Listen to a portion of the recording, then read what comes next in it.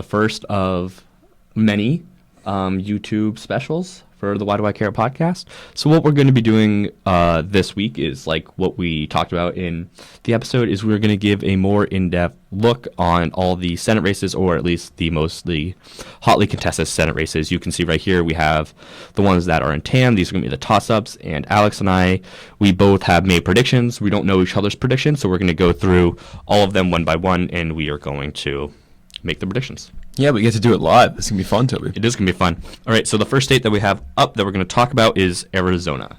In Arizona, I have Ruben Gallego winning by 7 points. Yeah.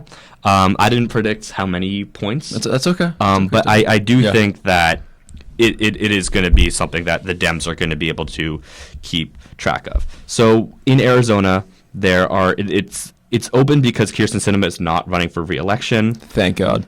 Currently, the polls have the Democrats up by 8, and it's going to be Ruben Gallego up against Kari Lake, who ran in 2022 for the Republican governorship. Like, she was the nominee for the governor for the Republicans. Yeah, I mean, Kari Lake has been in the political discourse for Arizona voters for a while now, right? It feels like almost every cycle they have a very highly publicized campaign, at least one, and she was part of that extremely publicized, extremely close governorship race against Katie Hobbs. But I think that part of this, right, Gallego is doing better on a whole than even, Senate candidates in other bluer states, like a Michigan, like a Pennsylvania. Whereas, you wouldn't expect that, right? Because many expect Arizona to be one of Trump's most powerful states in this election. I think it's just because Arizonans are kind of tired of Kari Lake. I think they just don't like her that much.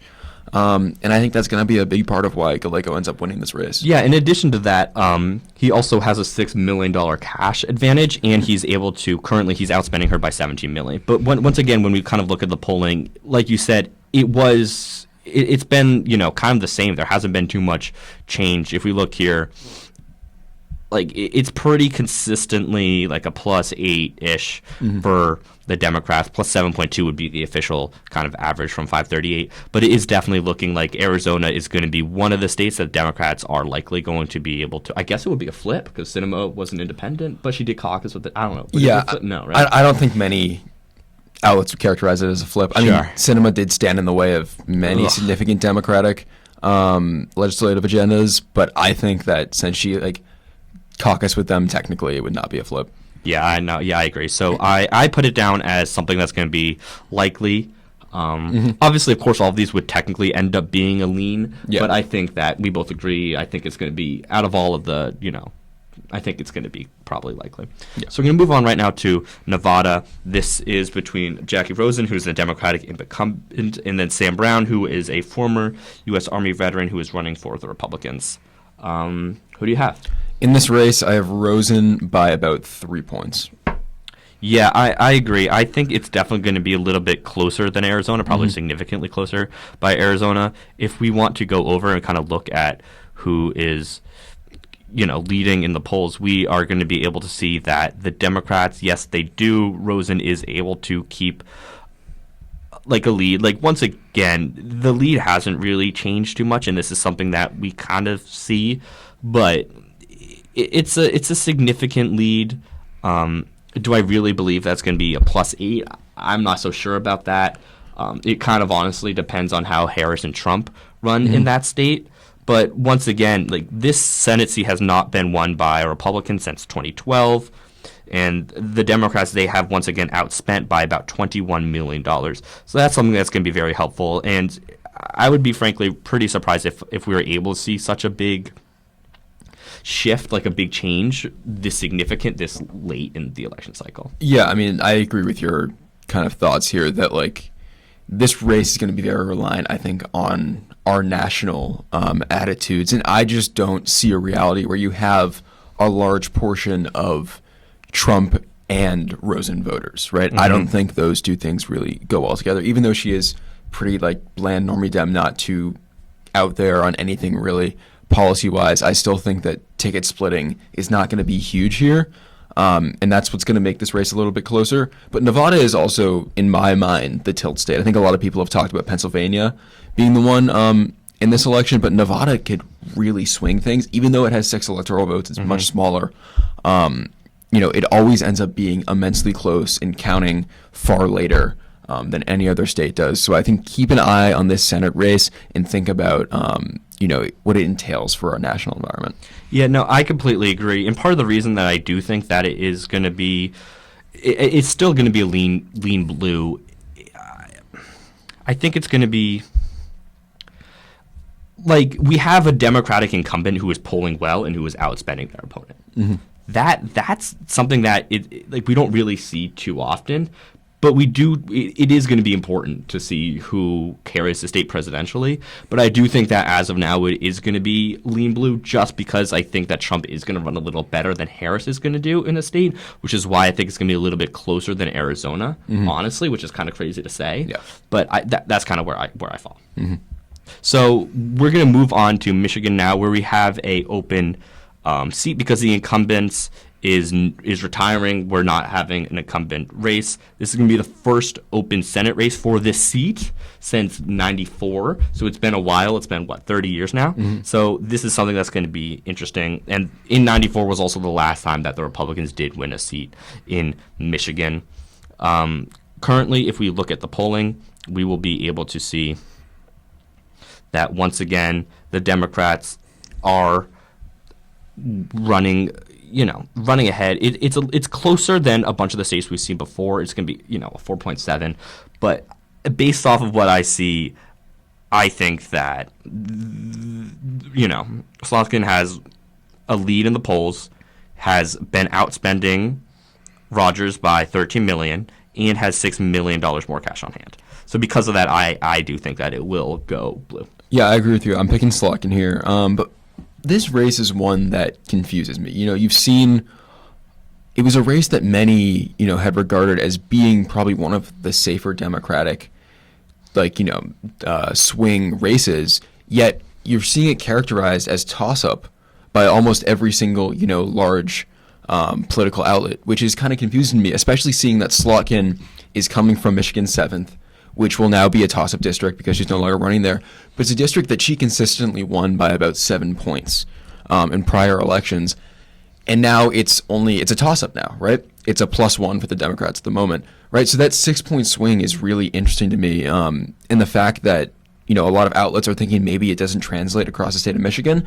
But I think that this race is not going to be as close as the polls say it is right now. They have her up 4 or 5 points in many polls. I think she ends up winning by 8 or 9. I think she's going to run much closer to Governor Whitmer's margins than President Harris or Vice President Harris's or President Biden's margins in this race. Yeah, no, I completely agree. But also, I do think that Michigan in general is going to be something that presidentially is going to be closer and a little bit stronger in the Democrats' favor. Mm-hmm. I think that, yes, we were shocked in 2016, but I do think that since then it's been something that's kind of, it's going back a little bit more into the Democrats' column. And I think that that's the reason that I would predict that this is going to be something that the Democrats are going to be able to, hold on to. Mm-hmm. Yeah. Yeah. So now moving on to the race that I had the most trouble with predicting, and that's going to be Ohio. Sherrod Brown's going to be running for the 4th term against Bernie Moreno, who was a former car dealer who won Trump's endorsements, and then in the primaries was kind of viewed as the weakest option for the general, but the Trump endorsement, once again, in Republican politics, did carry them over the edge. So what are we feeling about this Ohio race right now? I am picking Sherrod Brown. It's not a pick that I'm super confident in. I think he wins by a slim margin, somewhere between 1 and 3 points. But I think that he is going to win, right? In a race like this, where you have a radical like Moreno and someone who is almost a very classic, Rust Belt Democrat, right? A guy who talks about protectionism, talks about manufacturing. I think that the incumbency advantage really plays here. And the reality is that Sherrod Brown has been representing these people in the Senate for a while, and I think that they're probably not ready to let him go. I think that there is momentum there for him to come back and win this seat, even in a state that is shifting further to the right. I think this is one of those races where you're going to see a lot of ticket splitting, where you're going to see a good amount of Trump voters say, okay, I like Trump nationally, but I just don't know how to feel about this Moreno guy. And I think they're going to end up going with Sherrod Brown. Yeah, that's something I do agree with. I think it's going to be the closest Senate race, but I do think that Brown will be able to win a victory. The thing about Ohio, however, is, first of all, we can see how unbelievably close this race is in the polls, right? Like, this is neck and neck. It's so unbelievably close. And Ohio, they normally run like a little bit, like 6 points to the right of the national average in an election year like that. So because of that, because Ohio is a little bit more red, that's why I think it's so close. If Ohio was like a real battleground state, I don't think it would be this close. Yeah.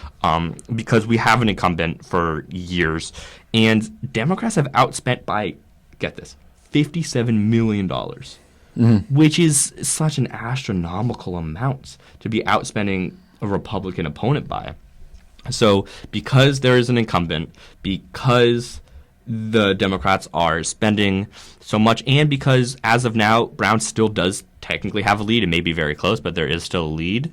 That is why I think that he'll be able to carry Ohio, and I think it will stay for the Democrats. Yeah. Moving on to Pennsylvania.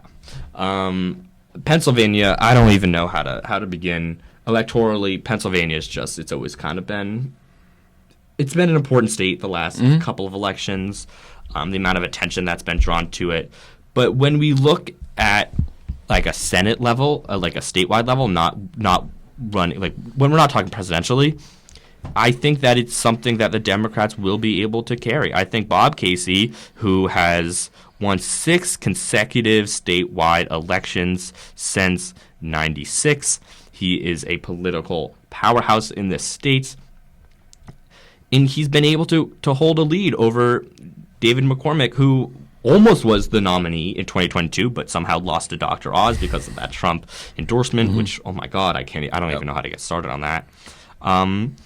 But yeah, right now we have an incumbent who is a political powerhouse in Pennsylvania. They are pulling ahead by about 4 points. We can see right there, like, about 4 point victory, or pulling advantage by about 4 points, and as of now is spending $19 million more than the Republican candidate. And despite the Republicans having $1 million more cash on hand, like, it doesn't really matter how much cash you have on hand if you're being outspent by $19 million. So because of that, I do think that Democrats are going to be able to keep hold. I think Bob Casey is going to be able to pull it out.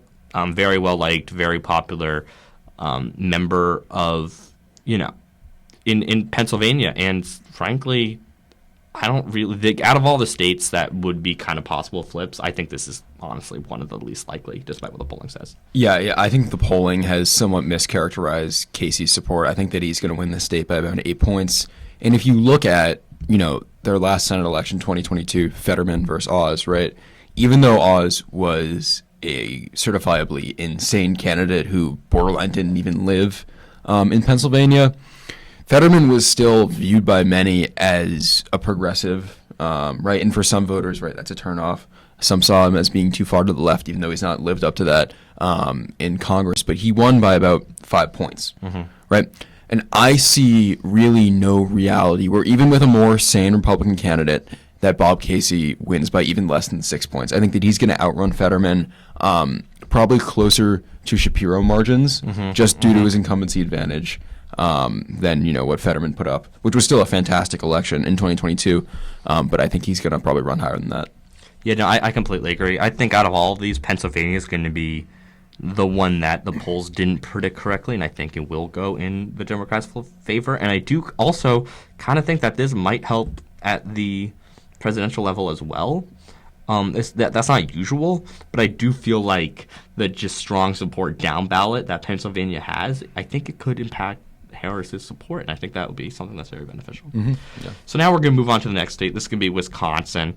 We have Tammy Baldwin, who's running for re-election. Once again, we have another Trump endorsement. This specific seat in Wisconsin, has not been won by a Republican since 1952, which is crazy. And right now, the Democrats, they do have a $3 million cash advantage, and they have outspent by $3 million. And when we go to look at kind of the polling, this is the way that I made a bunch of my decisions was, okay, first and foremost, who is polling better currently? Who, like, is there an incumbent? And then who is spending more money? And right now we see that Baldwin is consistently polling better. Right now there's going to be that 3 points Democratic favor. And because of that, I do think Baldwin will be able to carry Wisconsin. Once again, I think Packers fans would be very happy that we're going to have Baldwin in the Senate. But yeah, like if you're the incumbent who's spending more money and you are still polling ahead of somebody in a state that I will say is very close, but it is probably one of the least close of the swing states, I would say, in the Democrats' favor. That's why I think that it would be honestly a pretty safe, likely Democratic hold.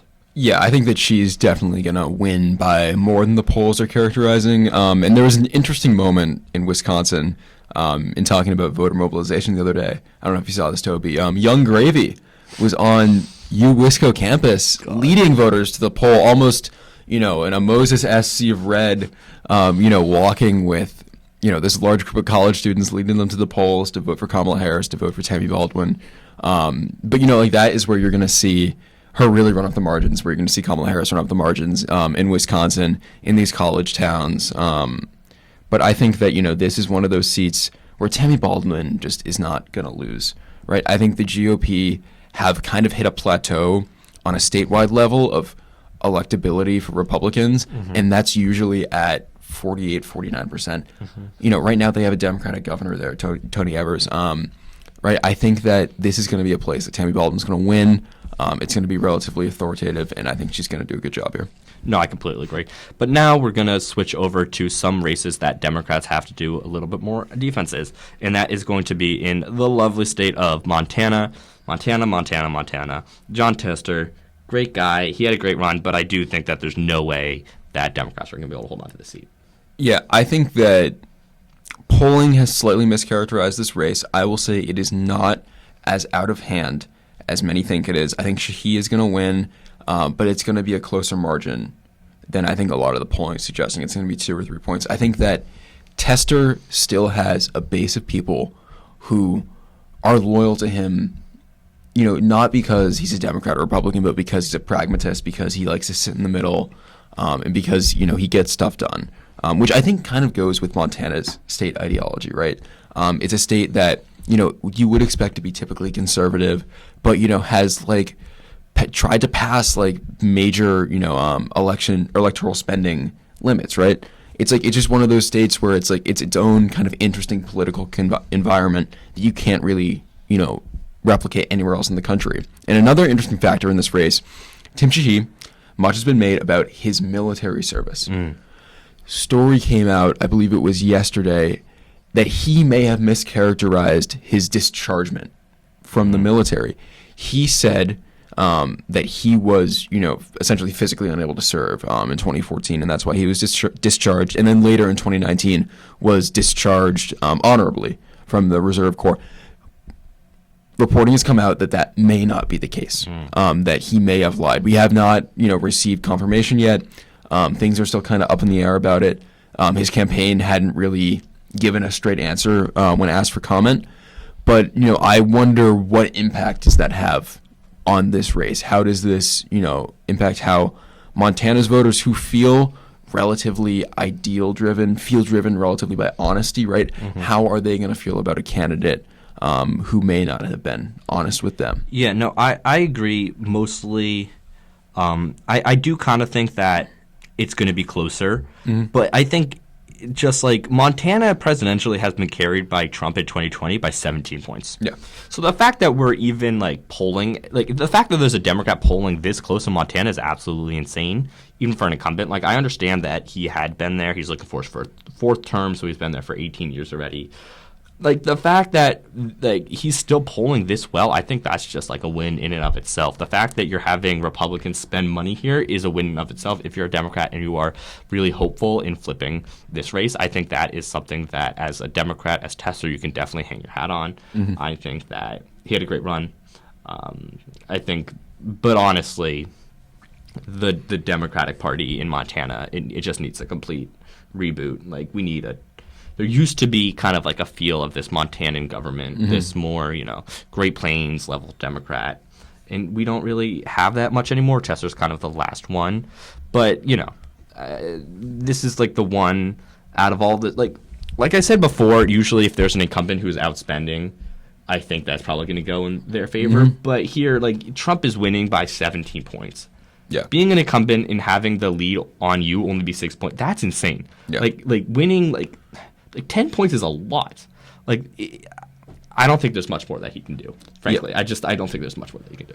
Yeah, and it's sad to see this. It's almost the end of an era, right? Where when you look at a state, you can characterize it as red or blue, but you don't know exactly how it might vote on those, representatives, those senators who are closer to home instead of that one national figure or president. But it's something that we've moved away from in American politics, and it's sad to see, such a dedicated public servant, a guy who really deeply cares about his state, like John Tester, potentially be taken out by political polarization. That breaks my heart. Yeah, I completely agree. So what we're going to do now is we're going to do Texas. We're going to skip over Nebraska because I think Nebraska is one of the most interesting races. So we're going to go right to Texas. Texas, I feel like as a Democrat, I always get my hopes up about Texas, and then every year I'm let down, specifically in how Biden and Democrats are kind of slipping with the Latino vote. I do think that Ted Cruz is going to be able to hold on. However, the fact that this election is so close in Texas, which used to be favored as a Republican stronghold, is a very good sign if you're a Democrat. Yeah, I agree with you. I think Cruz wins. I think it's going to be by 2 or 3 points. It's going to be close. It's going to, inspire hope in the Democratic Party for maybe one day a blue Texas. But I mean, the reality of what this race hinges on is turnout in Harris County and then swings in the Dallas suburbs and exurbs, right? That's what it's going to come down to. And the reality is I don't think there's enough there to get Colin Allred across the finish line.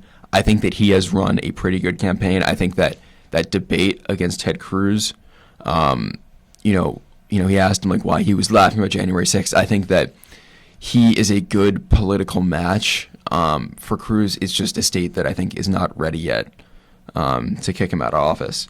And I have a tough time, as I do in a lot of these races, imagining what a Trump all-red voter looks like, right? How do you characterize that person? What does a ticket splitter look like in this scenario? Where I think, Kamala Harris cannot win this state on a national level. That makes it so much harder to win it as a Senate candidate as well. I completely agree. And Ted Cruz is probably one of the least liked politicians in America. Yeah. Any Democrat that runs against Ted Cruz is going to look like the second coming of Christ. Beto O'Rourke, love the guy. I think he was great. Running against Cruz is just come on. You're not going to win, but you're going to get pretty damn close, and that's going to be something that looks good for you. Right now, that the Democrats are outspending Cruz by $30 million, which is fantastic. And however, Cruz does have that $10 million cash advantage. So I bet that towards the end, if you're on the Cruz campaign and you're kind of looking at how close this election is getting, you might be saying okay, let's start to spend a little bit of money. But yeah, we have an incumbent who's leading in the polls. The money isn't necessarily on the side, but Republicans won the state by only 5 points, but still, I'd be very surprised to see a flip. It's Texas. It's hard. Texas is going to flip blue at some point one day, is what we have assumed forever. But that's just a whole nother conversation on how the Harris campaign, how the Biden campaign, how Democrats as a whole are campaigning for and trying to win the votes of Latino voters. Yeah, and I mean, Texas is a place where I think the Democratic Party really has to build from the ground up. You have to go and look to representatives like a Jasmine Crockett, right, she's doing fantastic work in Texas, and finding people who can run at the federal level that are gonna, drive turnout in Harris County, that are gonna get these urban areas in Austin, in Dallas, to really come out and support them. Because, maximizing voter turnout is the only way they're going to, try to bring back Texas to the Democratic Party. And just another, final note on Ted Cruz is that he is just so ingrained in Texas politics, in American politics. He is now, one of the leaders for the Republicans in the Senate. if you remember back to 2016, like he tried to run for president, right? Like he's a dude who obviously had at one point bigger ambitions and failed at them, but he is a powerful figure nonetheless. And he's somebody who I think is just, it's going to be nearly impossible to truly kick him out of office, at this point in his career. Yeah, no, I agree. But it's something that is telling that you have somebody who is so powerful in the Republican Party who only won last time by 2 points, and right now is polling by 3. Like that's really telling that one of your leaders, one of your hopefuls in 2016 is only polling this well, something that's very telling. Yeah. But I agree. So now, last but not least, we're going to talk about Nebraska. There is no Democrat running. It's Dan Osborne who is running as an independent. However, basically, that's just a Democrat. Likely to caucus with the Democrats, has used this Democratic kind of infrastructure, such as Act Blue, which is how Democrats raise money. All the Democrats in Nebraska have supported him. So it's like, yes, it's an independent run, but I think that's going to be helpful in Nebraska, not having the Democratic label, but it's really just like a Democrat in disguise, like Bernie Sanders. Yeah, I mean, I think before we make a characterization on this race, it's important to point out, like, as you said, the strategy that's going on here and how this can be applicable to other states, right? Because you have a lot of states in this country who I don't think have an appetite for Republican lawmakers, or I don't think as ferocious of one as we've seen throughout history, right? Like everybody thinks of Nebraska as like Great Plains, yep, solidly Republican, but there are clearly people there who, care about, progressive causes, care about, social injustice, care about, just equality in our nation, and who might kind of be tired of being pigeonholed as just, Republican voters who can be, taken kind of for granted by their party, right? If you look at Deb Fischer, she's a fine candidate. She's okay. She's like not fantastic, but she's like relatively average Republican, normie Republican.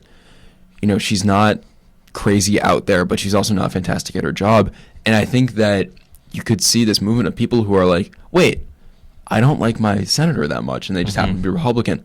Maybe we should try something else. Maybe we should try this independent label. Maybe we should try to find somebody who is saying they're going to fight for the working class like Dan Osborne is.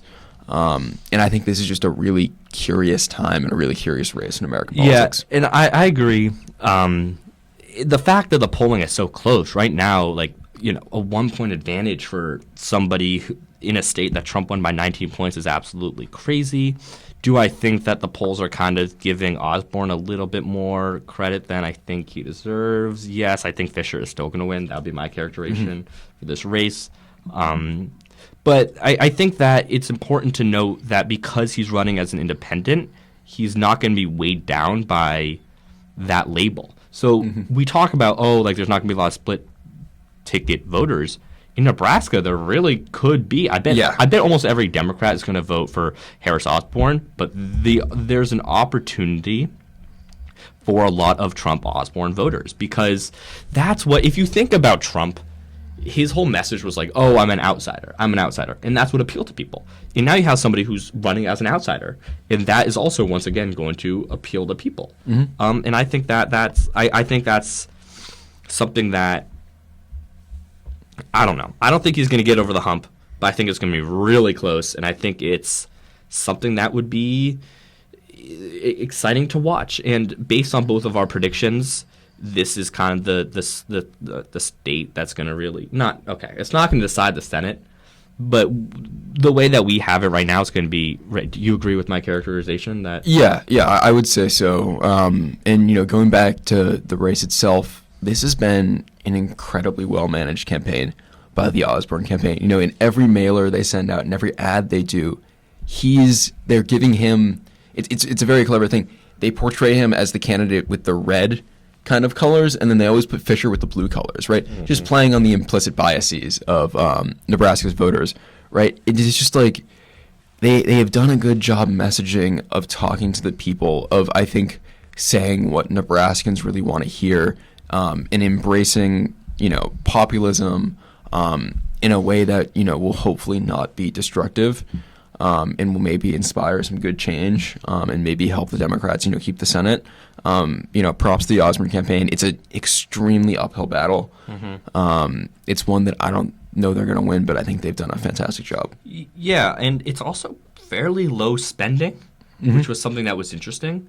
I feel like if you're a Democrat and you're looking at this map, you're not going to flip many states, right? Like Texas, I feel like instead of throwing money at Texas, it honestly would be better to throw money at Osborne. I understand that because he's an independent, he's not going to have the same support as like a Democrat would. But I do feel like, okay, here's my thinking. I think Texas would be an investment in the future if you throw money at Texas. But I do think that if you're thinking just in the immediate, throwing money at Nebraska is probably the most likely Democratic pickup, which I don't think we can. If you're a Democrat, you can't really think of pickups necessarily because you're playing such heavy defense in this election. You're going to lose West Virginia. We didn't even talk about West Virginia, but that's not happening. Yeah. There's no way that's happening. You're going to lose Montana barely. And these are kind of some flips that you're going to get, and it's going to hurt you. But I don't know. I feel like Democrats in the Senate, it's really just going to depend on how Harris plays. And I think that's what's going to happen is because presidential politics and more state-level politics have become so intertwined now because of kind of the death of the split ticket voter. And I think that's something that we really need to take into account. Yeah, and I mean, just thinking about, the prediction that we've made here, we have 51 Republicans, 49 Democrats. We'll release our House predictions later, but it's just interesting to think about what will this government look like? What will... like we've seen some divided government over the last 2 years. We had a fully united Democratic government before that, and they were able to pass legislation. And then over the past 2 years, it's essentially been disarray, right? And can the American people stomach another 2 years, another 4 years of disarray in Congress? I don't know that they can. So it'll be interesting to see how this election and its results play out in 2026 and 2028. Yeah. I completely agree. So that being said, that was our predictions for the U.S. Senate. We do think that the Republicans are going to have a one-seat majority. Honestly, I kind of thought we were going to disagree on something, but I guess not. Yeah, I did too. I think the House races we'll have a little more disagreement on. I mean, the thing about the Senate is that some of these races seem cut and dry, and other ones we know are just kind of pipe dreams. Yeah, I think Ohio is probably the chance. Like, if we're going to disagree, it'd probably be Ohio. Once again, Ohio, I think, is going to be the closest race here. Yeah. So, yeah, that being said, thank you guys so much for listening, watching, actually. Be sure to subscribe. Be sure to leave a like, comment down below. Go to whydoicarepod.com for links to the official Why Do I Care podcast. And, yeah, thanks for watching. Have a great rest of your day. How do I end this? How do I end it? How do I end the video? This, Escape, maybe. Oh.